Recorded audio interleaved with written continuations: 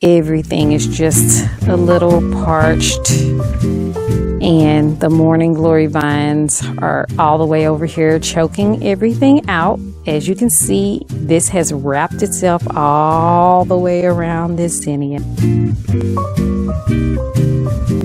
Hello everyone, and welcome back to Angel's Peaceful Garden. I'm a beginner gardener in Gardening Zone 8B, and today we're going to be completing the second part of our July garden tour. We're going to do the back side of the garden. If you haven't seen it and you want to check it out, the front side of the garden is available in another video in my playlist labeled Garden Tours. We're going to go ahead and get started with the tomatoes. In this first cattle panel here, guys, we've got beautiful basil. I think that's about 3 feet tall.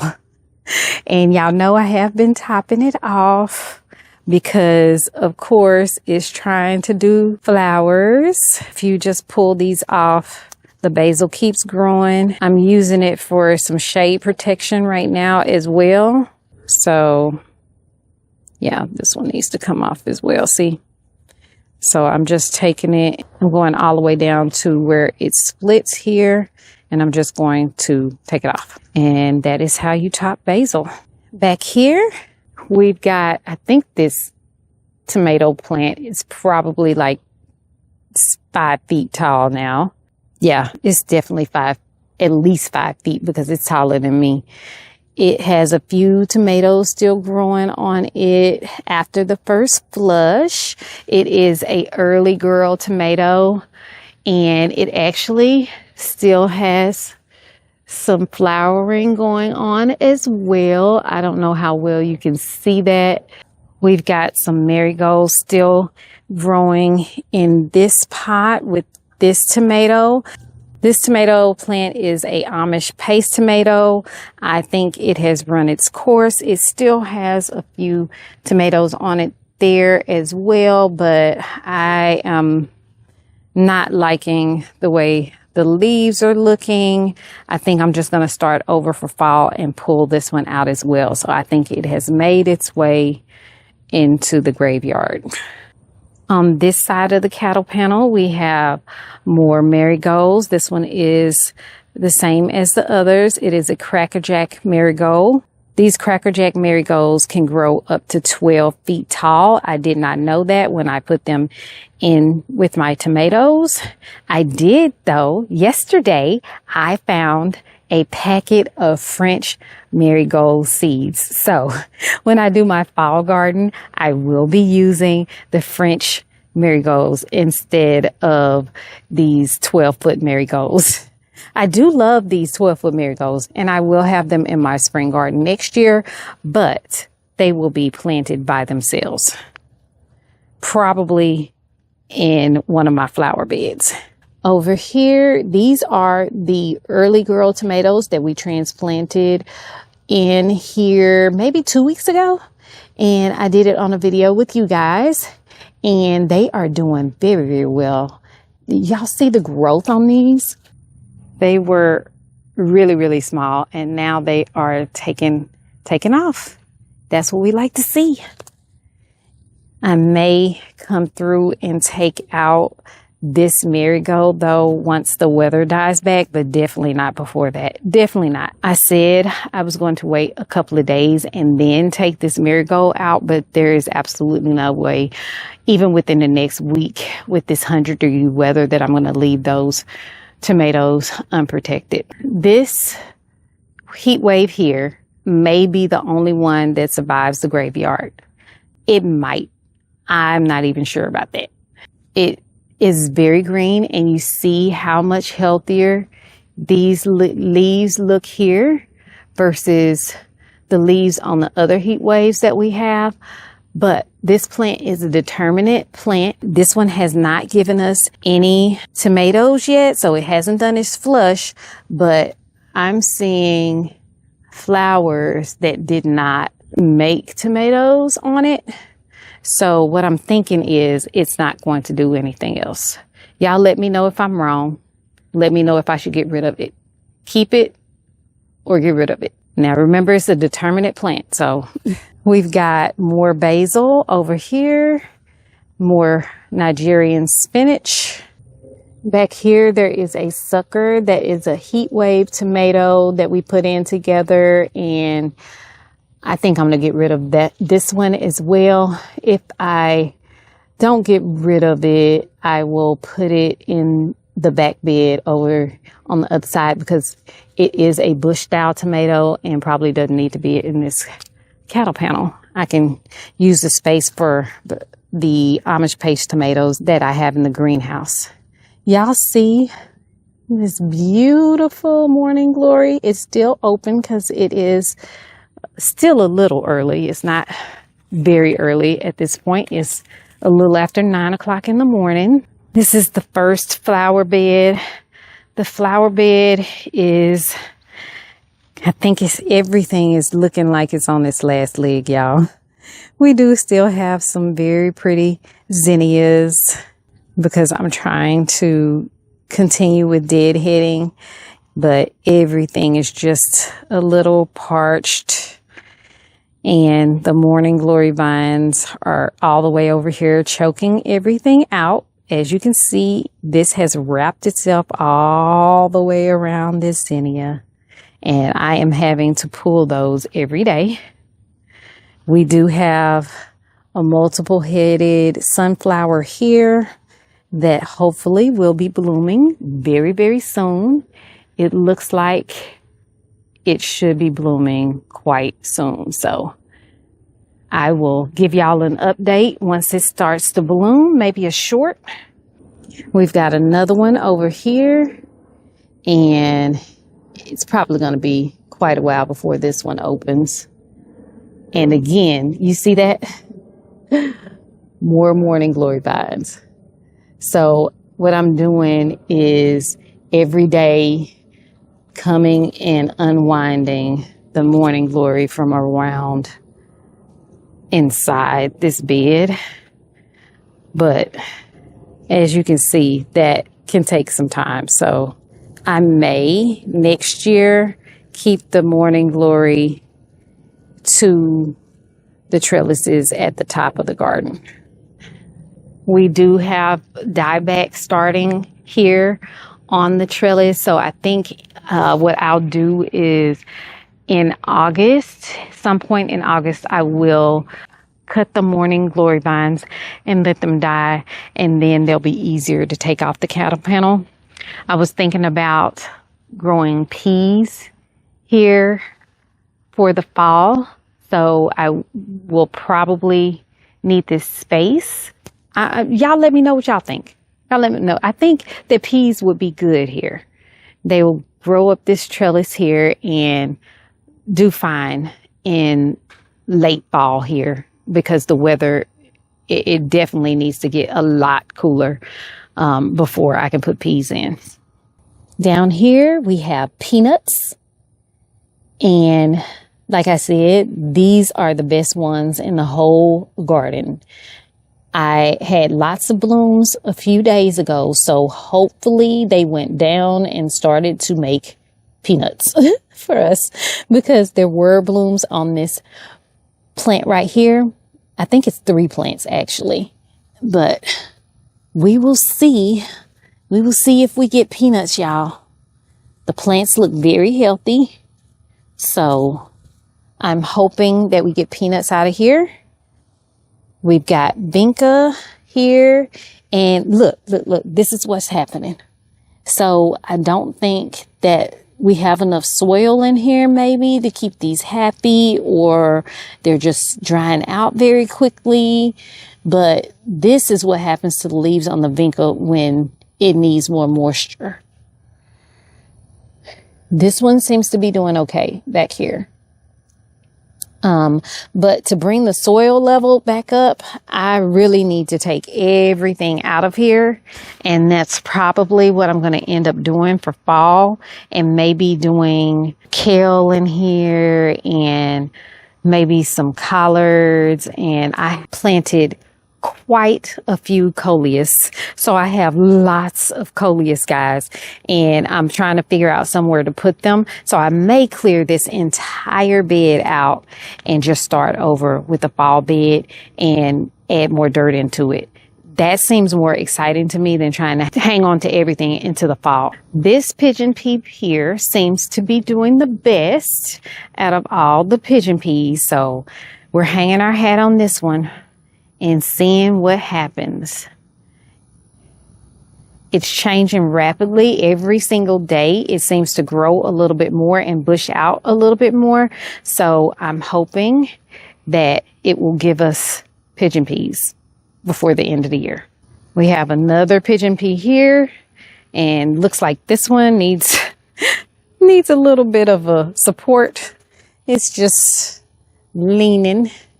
This flower bed has a lot more large blooms than the other bed for some reason. And I do prefer these large blooms. They are absolutely beautiful. Look at that one. Fantastic. It's just absolutely beautiful. I'm going to come through and do some deadheading, get rid of the old blooms. But if I let some of these fall, these can seed as well. So I might do that because I love these big blooms. We've got another pigeon pea here. The cucumbers are doing okay. This one seems like it may be a little stunted. I pulled off some leaves at the bottom that I think were getting drenched every day. I have seen some growth since then, so we'll watch that. This one is doing great. It's got a flower on it that I'm going to go ahead and pull off because I don't want it to do any cucumbers until it gets a little bit bigger. These are both bait alpha on this side. I'm not sure what this is that's growing up right here.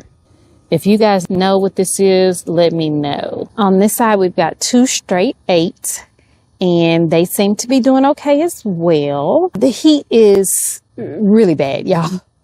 So I think things slowed down a little bit once I transplanted them to get a little more established. I think they're growing roots, and that's what I'm hoping is happening, because they are growing a little slower than I would like, but I think they'll be okay.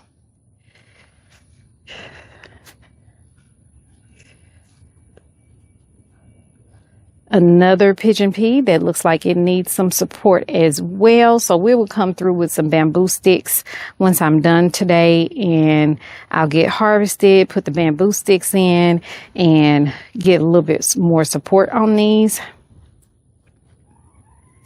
Over here, look at that. Look how beautiful that basil is right there. And we have more marigolds here. And behind here is another sucker. It is also an Amish paste tomato that I put in here. And that one is doing very, very well. I'm really happy with this one. If y'all remember, a couple of days after I came through and gave y'all an update, I did not think that this plant was going to make it. But it is doing well. This is an Amish paste tomato as well. It's very shaded right now, so you probably can't see it very well, but the leaves do look very healthy, and I think that it will survive the graveyard. I'm not going to get rid of it. I think it's going to be okay for the fall, so we'll leave that one. This one that was on this side was a cherry tomato, and this one will not survive the graveyard. Look at that.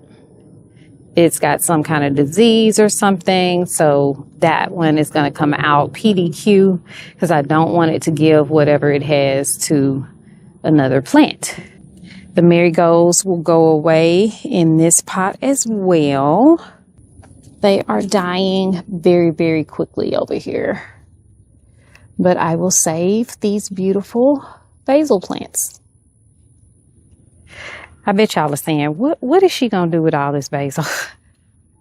My husband has been making quite a bit of tomato sauce, and it is fabulous. And we've been making our own spices, and I have been dehydrating lots of my own spices. So I think we can make use of all of this basil. We have made it to the sweet potatoes. And let me tell you, these sweet potatoes are on this side. I don't know. Y'all. They look very thin. They don't look good at all to me. I've never seen a sweet potato that the leaves just don't look healthy. I'm not sure what's going on. And on this particular one, all of this grew together like that on this vine. These are ones that I purchased from, I believe I purchased them from Burpee or Gurney's. I think it was Gurney's, sorry. And they are not doing well, y'all. Not at all. They were really expensive too. I don't know what's wrong with them. It may be a watering issue. I have no idea. I don't think so. I think they've been getting enough water. But they are growing up towards the sun. So maybe if they're too shaded, that when they make it up here, and they are all making it up onto the cattle panel now, maybe they'll get more sun and become healthier. On this side, these sweet potatoes, look at that. They look very healthy, and they're bushing out like they're supposed to. And the vines are going all up this cattle panel. They are all along the bottom of these pots. You can't even see the bottom of the pots. And up here, I'm glad I planted in several different spots for sweet potatoes because my family eats a lot of sweet potatoes. And these are doing well on this side. Back here, we have paprika. And as you can see, we've got lots of paprika ready. We're going to come through and harvest some of these today. There are quite a few in here, and I'm really enjoying the paprika spice. I told y'all I was going to let y'all know how it turned out. And my husband, after I dehydrated them, he made chili with this paprika, and it was really good. Y'all know my okra has been struggling.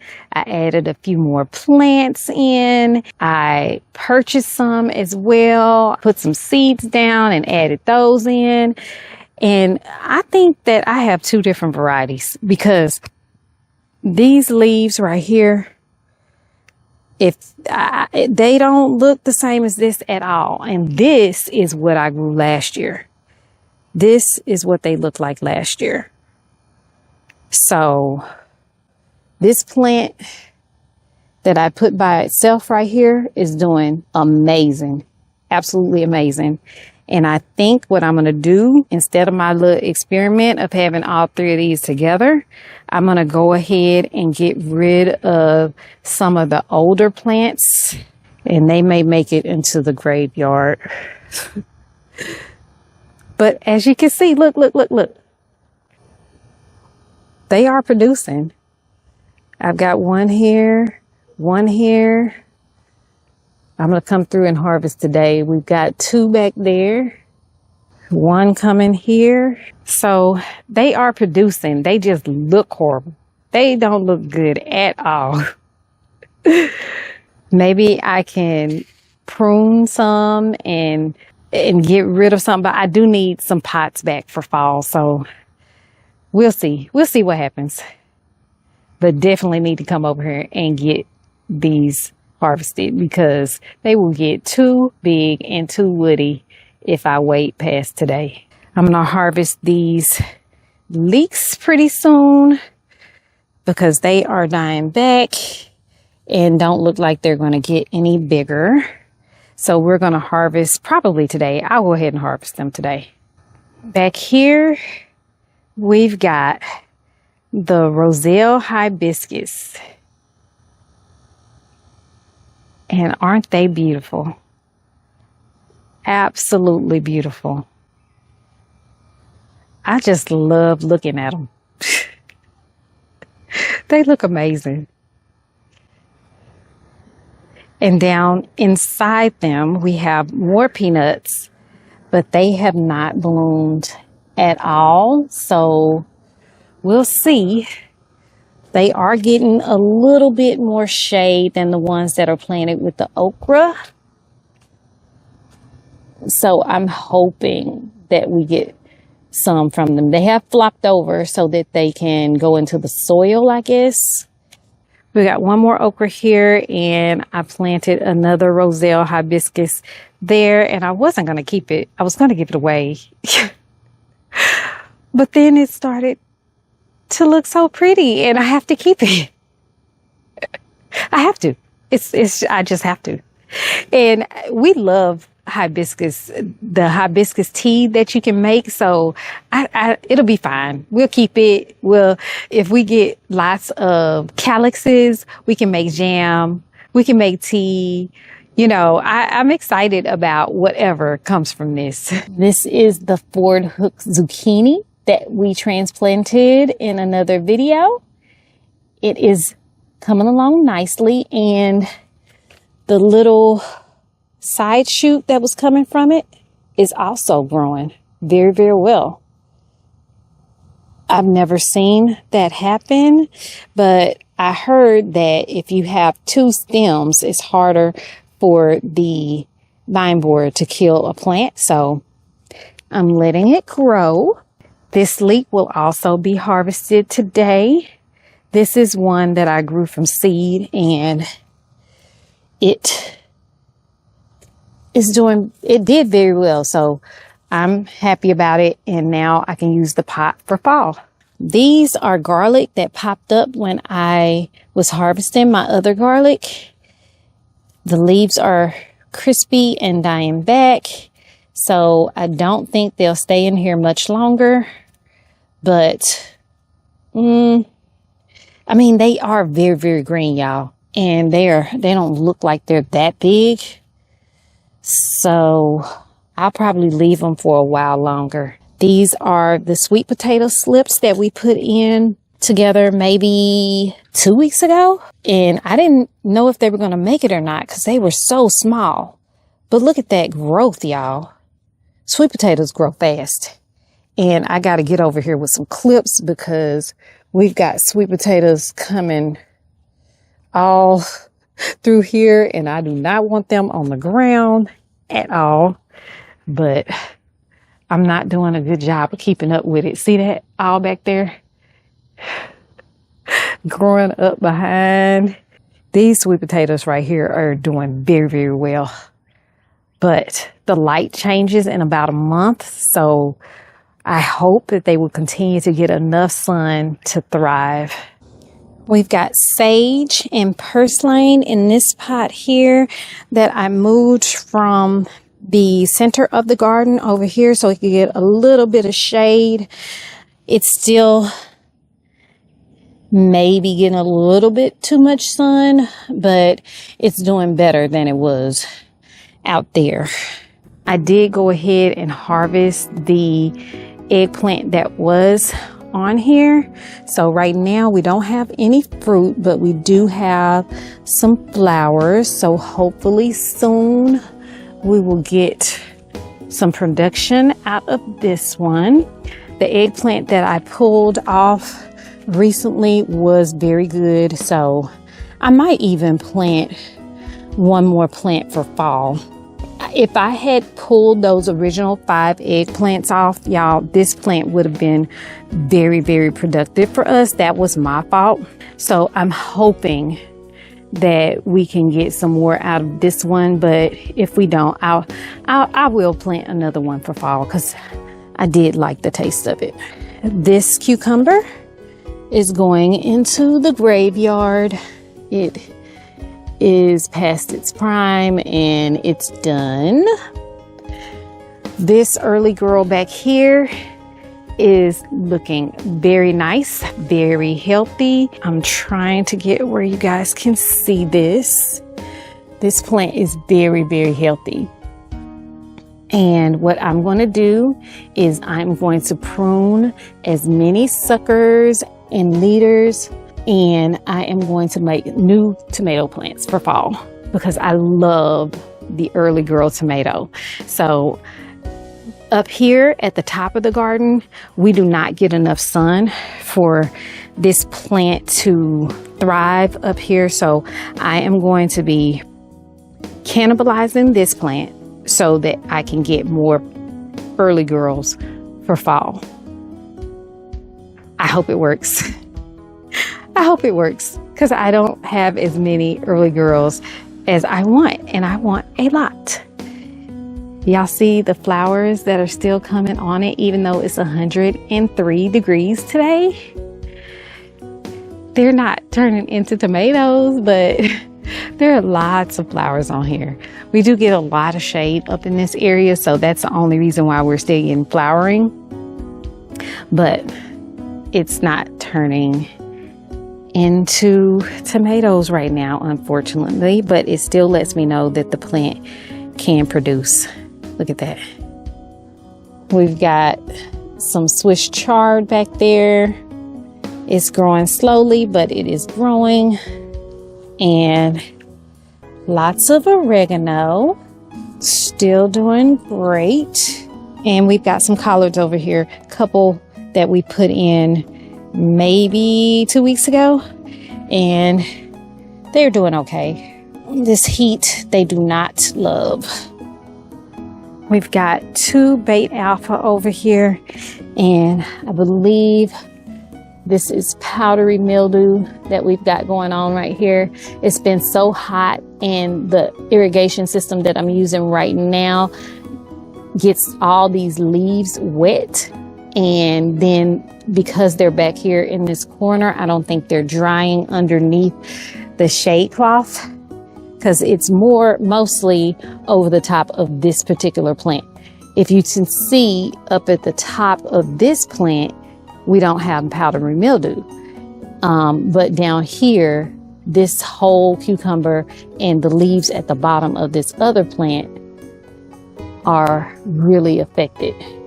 So I'm hoping when I change out my irrigation system today to a system that is in each pot, instead of it getting the leaves, it will get down into the soil and we can stop the powdery mildew. In this pot, we've got some beets. They are growing very, very slowly, but they're growing. I may actually try to transplant some of these into a deeper pot. I saw something that said that maybe this pot wasn't deep enough. And so I think I'm just going to use these planters for lettuce and things like that because it's not being successful with my root crops like I thought it would be. I have a few blushing cherry tomatoes on this particular plant, but like I said, up here in the greenhouse area, it's too shaded for the fall. So all of these tomato plants that we have up here, I'm going to try to take off as many of the suckers and leaders as I can and use those for other places in the garden. I only need 1 cherry tomato down there though. I'm not going to do more than 1. And so I will try to figure out where to cut this plant from. This Amish paste tomato is very big, very bushy. We've got tomatoes, our last few tomatoes blushing in here. I'm going to come through and get in a minute. As soon as I finish with this tour, I will do a harvest.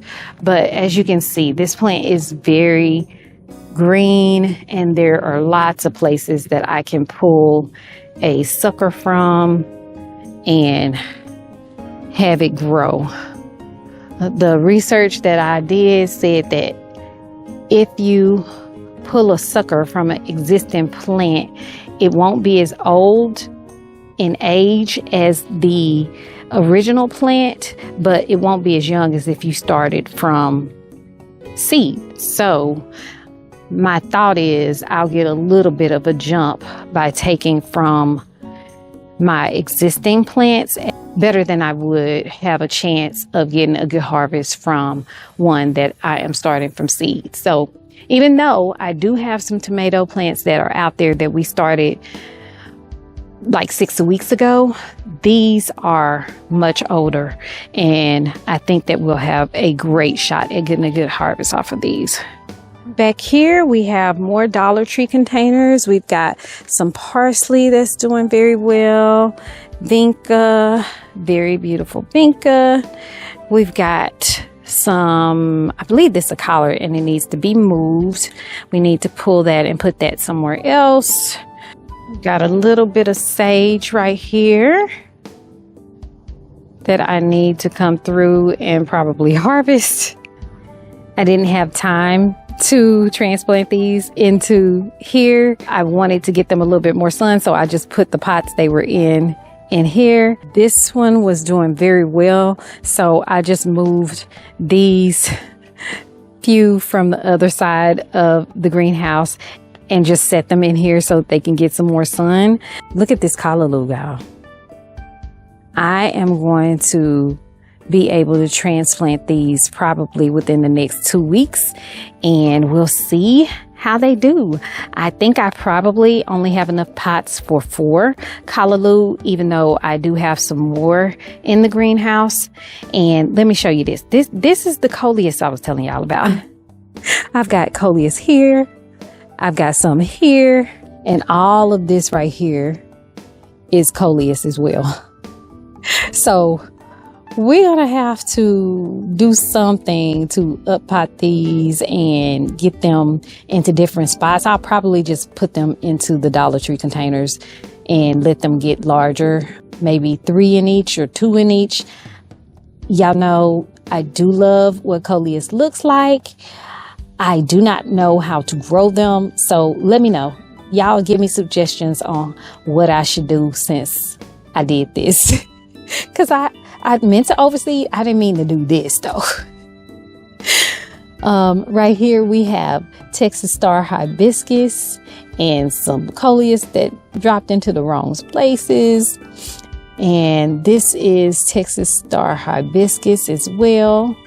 Here and here, Texas star hibiscus I am very excited about, and I want to make sure that we get these to full bloom because they have beautiful blooms. So I will be up potting those. We got 1 sprig of thyme that came out of the entire sale that I planted. So I'll probably be dropping some more seeds in here and trying to get some more thyme. This is an early girl here. We've got an Amish paste tomato right here. They are growing. They're just growing very slow. We've got some Swiss chard here. This is rainbow Swiss chard right here. And then these I up potted. These Amish paste tomatoes. So that just goes to show you, these are the same plants that I up potted, but those containers did not do as well as these red solo cups. Now, for what reason, I do not know. But when I up potted these, all of them were the same size. And those 2 that are in those have not done well, have not thrived as fast as these. So I'm not, I don't know what the deal is, but that is what happened, y'all. So I don't know what to say. I don't know why. Y'all let me know. If you know, let me know. This vinca I grew from seed, and I am so excited about it, y'all. Look at that. I did that. A lot of the vinca I purchased from the store, but this one right here, I grew that. I grew that from seed. All of these black-eyed Susan, y'all. Unfortunately, I'm going to cut it all the way back to just where the green layer is at the bottom. And I did put a winter squash in here, so I'm going to let that grow up this trellis here. And the same thing over here. They're gone. They look terrible. So I'm going to cut them all the way back, and then all of this that's at the bottom hopefully will start growing a little bit faster. And here's another winter squash that's going to go up on this side. And last but not least, we have these 3 whiskey barrels at the very front of where the greenhouse is. We have vinca in this one, very pretty. We have some zinnia here, absolutely beautiful, and more vinca here. Inside, there are purslane. There's a few blooms left from this morning on them. They bloom every morning. I'm sorry I missed it. If I can get another picture in like I did last time, I will put that up for you guys.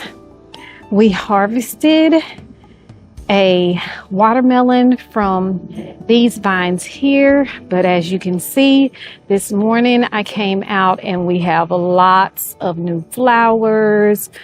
We have a few watermelon that hopefully will be pollinated, maybe not, because it is very, very hot, but there are lots of flowers, and that is a really, really good sign that we'll get more watermelon soon.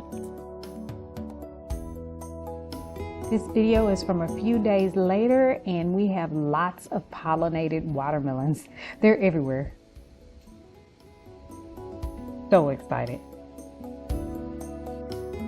I do have one here, and I need to get a bag on this one. The Crimson Sweet watermelon vine is doing well. We have one actually here that I believe needs to be harvested. We've got a tendril that is brown and dry right here, and it's a really good size. It's bigger than the last one for sure. It sounds pretty hollow, and it's actually pretty fat. I think I'm gonna go ahead and harvest that today, but hopefully we'll get some more Crimson Sweet on this vine, because it is going all the way up and over this cattle panel, y'all. Y'all see that? It's coming all the way down on this side as well. And as you can see over here, it's not just the watermelon, that is the cherry tomato plant growing up there as well. So they're just coexisting together. It's absolutely beautiful all the way down. And I'm just letting it grow. I'm just letting it go. That is the end of the July garden tour. Thanks for hanging out with me. I hope you enjoyed it as much as I did. I appreciate each and every one of you and all the ways you support the channel. Please like, subscribe, and hit the notification button so you'll be notified when I put out new videos. And as always, until I see you next time, may the good Lord take a liking to you.